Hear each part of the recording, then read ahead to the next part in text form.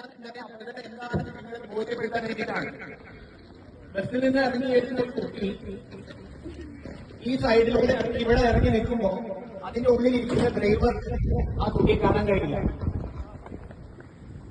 അതിനുശേഷം ഈ കുട്ടി ഇവിടുന്ന് ഇങ്ങനെ വന്ന് ഈ ബസ്സിന്റെ മുന്നിലൂടെ കയറി ഇവിടെ എത്തി ഈ ഭാഗത്ത് നിന്ന് ക്രോസ് ചെയ്യുമ്പോഴും അവിടെ ഇരിക്കുന്ന ഡ്രൈവർക്ക് ഇതിനെ കാണാൻ പറ്റില്ല.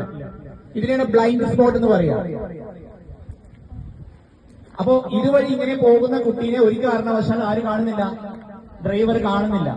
അപ്പോ ഒരു ബസ്സിന്റെ മുന്നിലൂടെ ജീവിതത്തിൽ ഒരിക്കലും ഇതുപോലെ നിങ്ങൾ ക്രോസ് ചെയ്യാൻ ശ്രമിക്കരുത്.